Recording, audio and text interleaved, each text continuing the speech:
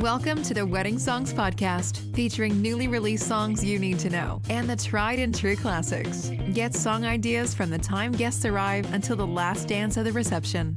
And now your host, Matt Campbell, founder of MyWeddingSongs.com. Today, we are going to be talking about Latin music for weddings. I have a very special guest, Jacqueline Vizcaino, all the way from Atlanta, Georgia area. Please say hello. Hello. How are you? Thank you for having me. Thank you for joining us and talking about this topic. And I also must mention that she is a wedding planner with the company Tinted Events. We'll get more into that in just a second. Do you have any memorable moments at weddings? Well, I do. When I launched Tinted Events, I started in the wedding design space. So we did full service florals and decor. So for me, my favorite moments were when the marriers, most times the bride, would arrive at the venue, or I would present their bouquet to them in their suite. Sometimes what would happen is they would gasp, then they would burst into tears, making an ugly face cry, sometimes even dropping to their knees. And the first time this happened, I almost cried with them and I was terrified. Meanwhile, what I realized is that I was like, this could be a really good thing or this could be a really bad thing. And it was always a good thing. They were so happy. And they would say, Jax, you nailed it. It's better than I imagined. So really for those 5 seconds of not breathing, literally forgetting to breathe, because I was just like, oh, what is happening here? I really learned to appreciate the moment when you realize that you have started off someone's day or you transformed someone's vision to exactly what they want. So I have to ask then, how many more minutes did that add to the wedding just to redo all of the makeup? Trust me, the makeup artist, it was so early, and the makeup artist was still there. They were touching up and saying, sweetheart, oh, please. Well, you're okay. But it worked out. It was always worth it. Those types of moments are you're hoping that the wedding photographer is there just to capture those moments because it's such a meaningful time. I have some good shots of that. Yeah. That's awesome. If you could just tell everybody a little bit about you, your company, and planning weddings. Certainly. So, hola, my name is Jacqueline Vizcaino. Many call me Jax, just not Jackie. My cultural background is from the Dominican Republic by way of New York City. Que lo que mi gente? I'm basically the founder of Tinted Events, a destination wedding design and planning firm based on the East Coast in Atlanta, Georgia. I also serve currently on the International Board of the Wedding Association. I'm an educator and also an author. And again, thank you for having me. The main topic today is, of course, Latin music at weddings. When a couple tells you that they want Latin music for their wedding, what comes to mind as to follow-up questions that you want to ask them? Well, many would automatically assume that the nationality of the marriers or their country of origin, whether it's one or both of the marriers are Hispanic or of Latin descent, both those terms are interchangeable, will dictate the rest of the conversation. But really close first and a great question is when I ask them, tell me about the family members that will be attending the wedding. That really is the question that opens the floodgates for information, because instinctively, when they announce their engagement, I could almost guarantee a comment or a reference was made in regards to the celebration and the music, because in our culture, in the Latin culture, music is like way up on our list. Way up there. The comment usually goes as far as the genre of music as they're congratulating you. Like, I can't wait to party with you and dance some great salsa. That is usually where they go. So not asking about their family and how the family dynamics or the family played a role in their lives as they were growing up really is like taking the long way to the destination, because in that story, they will tell you the family nationality. They will say they're Puerto Rican, Colombian, Mexican, Ecuadorian, and they will specify certain people. You will get so much information from that one question that then you'll have enough to go down that path. I think my next follow-up question to that would be how many of those people are going to be at the wedding as far as percentage wise, because you need to know how many people are of the Latin descent, but then there also could be other cultures that are being represented at the wedding as well. Exactly. It's easy to assume Latin music will be the order of the day, but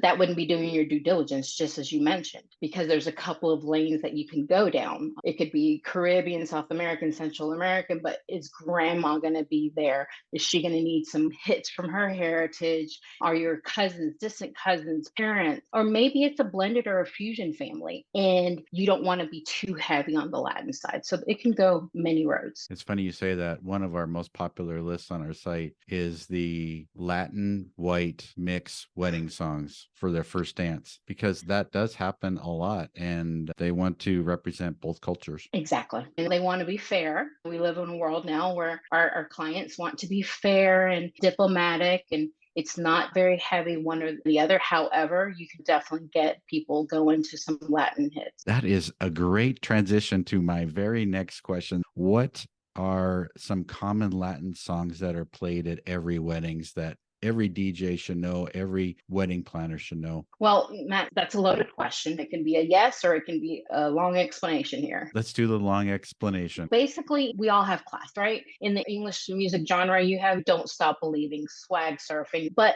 for some reason, sometimes it just so happens to be that some DJs will say, and I don't want to speak for an absolute, so I'm not going to say all DJs do this because that is not the case. But some will say they play Spanish. I have this. I got you. I know exactly what you want to hear. And, they're wide eyed, bushy tailed, and really with the utmost reassurance, they respond, like I said, I got you. And what you hear in 0.05 seconds is Suavemente or Danza Crudo or Selena's Bitty Bitty Bum Bum. That's their go-tos. Now, these are great songs in their own right and have a place on a playlist and that night. However, it seems to be sometimes a crutch for a DJ who wants to claim versatility, but really they just did not do their homework, or they don't know where that common ground is and that sweet spot when it comes to Latin music. Those are sometimes people's go-tos, but there's other genres out there of Latin music. When you work with DJs, are there specific questions that you will ask them just to find out if they're a right fit for your couple? Yes, most definitely. It goes without saying. I'm going to ask them about their experience with Latin music. Are they familiar with Latin weddings and the culture in and of itself? And sometimes there tends to be that situation where the client feels so comfortable with the DJ that they just kind of leave the Latin to the wayside sometimes if it is a fusion wedding. But for the most part, like the equipment, Latin music tends to have a lot of bass and percussion and requires a decent sound system. And we want high quality. We want to feel the vibration. We want to feel that bass. Also, how are they approaching the crowd? Are they able to read the dance floor, the energy there? But I will be very transparent when I say, and this may be an awkward request, but if the wedding is predominantly Latin or of Hispanic, Caribbean, any of the above, I would strongly suggest that a high energy Spanish speaking MC be part of your team. There's some things that are just more difficult to translate into English, the energy behind it. And really, I appreciate when I have dual teams, when it's not just the DJ, but maybe he has an assistant. Like they put thought into it, and just the energy behind it really relieves just the pressure of this person. We appreciate their intent, but if they have to do emceeing, then there's a fine line. So that's just like my tidbit there for the industry. No, I'm not a DJ.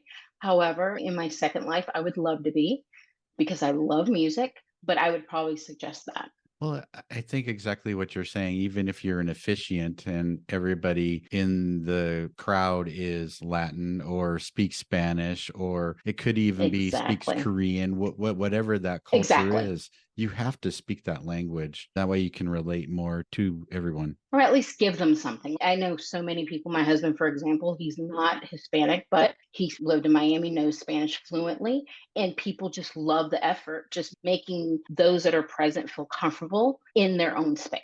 Time for a quick break to let you know about the Wedding Music Letter. It is a weekly newsletter of deep dives into wedding song ideas, including Walking Down the Aisle, The First Dance, and The Last Dance, with everything in between. On the last day of the month, you get a list of wedding songs discovered from the prior month. Plus, for paid subscribers, you get a list of trending songs by tempo, including slow dance songs, mid-tempo songs for the background music, and party hits to rock the dance floor, along with backtracks trending. Give it a try by going to my website, myweddingsongs.com, and on the main menu is a Join Now button to try it out. Now back to the episode. When talking about music, we all know the very popular hits. We know Mark Anthony, like you said, with Selena. Are there other artists that you would recommend that are not on everybody's playlists that are popular at Latin themed weddings? It depends. I would say more of like a genre that's new. Dembow, Dembow. is one. It's a genre that's out now. It's kind of like a play on rooted Jamaican dance hall, but with the Dominican twist. That's becoming very popular, that type of music. I would say probably a lot of times there's nothing wrong with Bad Bunny. You know, if you have Bad Bunny with the side of Drake, a Carol G, with a side of Nicki Minaj, just know the flow. People like almost mainstream, right? What they probably hear on the radio because they're probably with someone who only hears Latin music on the radio or a variation of Latin music. But then transitioning into those things like the reggaeton, dembow, and then those other ones that are very rooted and completely sung in Spanish, then that would probably be like a way to expose them to something a little bit different. Perfect. I love the suggestions. Getting away from specific artists and songs, let's get into specific styles.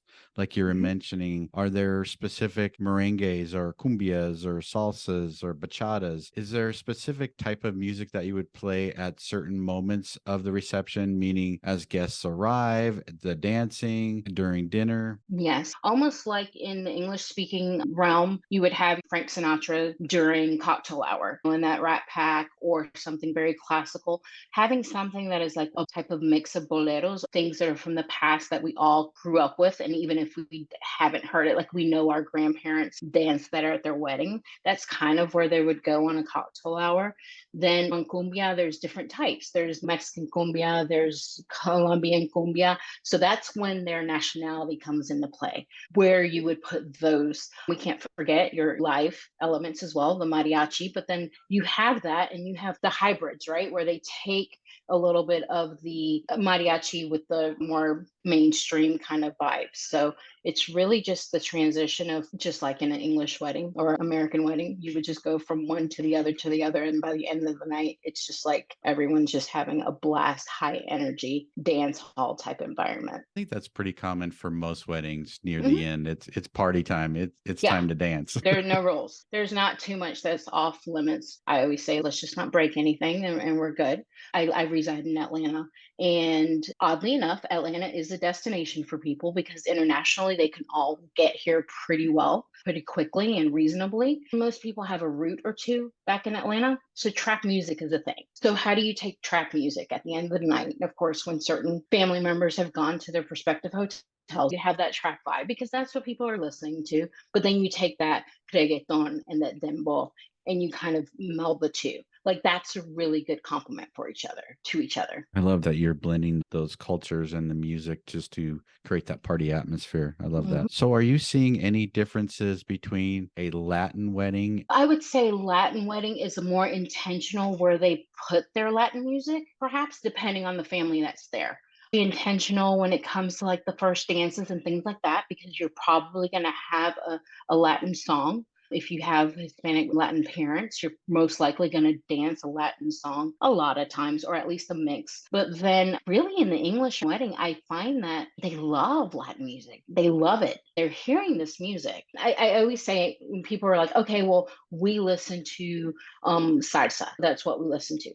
Well, that's what you listen to. However, probably underground people are listening to the reggaeton and they're listening to the merengues and the bachatas and all that, but they're just not telling you that. So it's really interesting, especially like bachata, and people just love it. It's just the vibe that even if they don't know how to dance, they're going to get out there and dance. They're going to be so excited. It like takes you over. It's interesting how you see a crowd that kind of comes out of their shell and it's usually Latin because they're like, I don't know the words. I'm good. I don't know how to dance and I'm even better. I think it even goes back to I think of my parents going to weddings and they don't know the newer music, but it has a great beat, it has a great sound. They're out there dancing. It doesn't mean that they always have to be dancing to the older music. If it has a great Exactly. beat and it's fun and the wedding couple is on the dance floor, everybody That's else is going to where follow. where the couple resides, so do the guests. I'm a firm believer in that. Pay homage to the parents and the grandparents and play their boleros and their requests, right? Let's get those out of the way. But when you do that, they're like, oh, okay, well, you gave me a little bit, I'll give you a little bit. And they have fun. It's when they're kind of like fighting against it. I'm not going to lie. I have had clients who are like, do not play any of this, even if my mom asks. That's just goes into a whole realm of like a different relationship. But for the most part, you really have couples that are looking to unite within the celebration, not disrupt it in any way. Talking about music Recently, I attended a quinceañera here in Vegas, and they played the Spanish version of Achy Breaky Heart, which brought everybody out on the dance floor. So I wanted to ask you, are there any Latin hits that may be overlooked that DJ should be playing right now? There's probably a Latin rendition of most popular songs. Period. Aside from Suavemente, group dances, I have my feelings about that. However, I find it so fascinating how we've done such a great job as a Latin community to take those English songs and then put our flair on it. And it's familiar. I heard the other day, it was a classic song. It was a love song. And I was just like, why does this sound so familiar? And it's honestly, you could probably cross check most popular songs, and they have been done in the Spanish language. So nothing is really off limits. It really isn't. And then of course the hooks and things like that. We've seen it with mainstream music with your J Balvin and Bad Bunny, and they're everywhere. They're everywhere, and there's a piece of what we already know kind of like in the background. And you're like, that is so familiar. Because there's no reason to reinvent the wheel, right? Like they're all great artists, but they also know what is catchy, and it's catchy both in English language and also the Spanish language. Yep, I totally agree. It doesn't matter what type of music. If everybody's dancing and it has a great beat, who cares? Except you might have to watch what the lyrics are to some songs. Well, it's so interesting you say that. So now you actually reminded me of something. So I do South Asian weddings as well. One of the songs everyone knows, Faruko. Now that's talking about like ingesting pills at the club and all this other stuff, right? And I'm standing there and I'm like, does anyone know? But it's such a popular song. They played it at the Sangeet. They played it at the Barat. They played it twice at the Western reception. And I was just so fascinated. I was just like, it doesn't matter. Regardless, the beat transcends anything else or any personal opinion that I may have. Because would I play that with my mom would be tapping her feet at the beat, but she probably would be like, do you realize what that says? So I was like, you know what? It's probably a little freeing that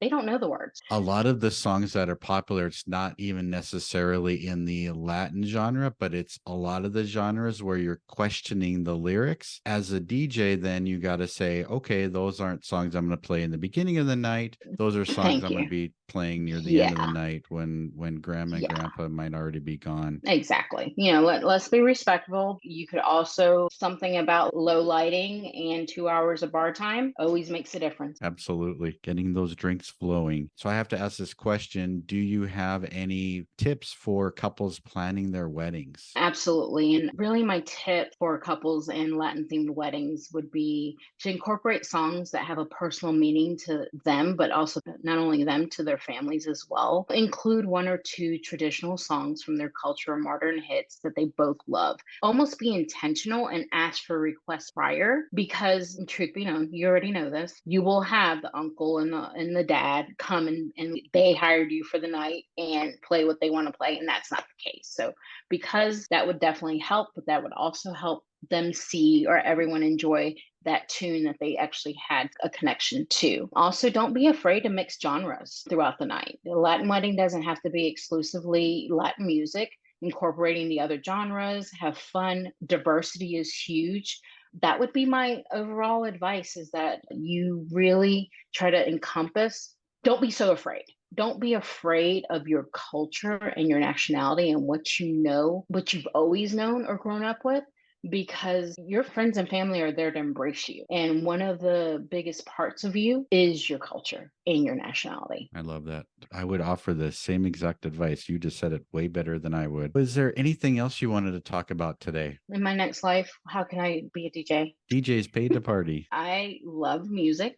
I am notorious. I do not know lyrics for the most part. None. Not even English music, Spanish music. It's the beat, period. I always get teased for that. So now you know a fun fact about me. I do not know lyrics. I just dance. I dance until my legs want to fall off. Well, another fun fact, my wife is the same way where she doesn't know any of the artists or any of the songs. I just always give her a hard time. She's like, this has a good beat. So that's why I like it. Yeah, So same thing. exactly. I'm there for it. And then whenever I do, I always want to play DJ at every function on my iPad or whatever, like my iPod. And I'm the one that has all the music, thousands and thousands of songs, but I can only let like 20, 30 seconds play until I fast forward it to the next one because I just can't wait to see what's next. Crazy. That's actually coming up on an upcoming episode where we're going to be talking about mixing in general. So stay tuned for that. Just to close it out, how can people find you and reach out to you? Well, I appreciate you asking. Your listeners can find me on Instagram at Tinted Event Designs with an S, or my website, www.tintedevents.com. Perfect. Thank you so much, Jax, for Oh, coming no, on thank today. you. This has been wonderful. And for everybody else, make sure you stay tuned for next week for another episode. I'm going to be interviewing another wedding professional. Thanks for listening and have a great day. Thank you, Matt. Thank you for listening to the Wedding Songs Podcast. Never miss a future episode. Subscribe today to our podcast. Follow us on Facebook at My Wedding Songs and send us a message about playlists you would like covered.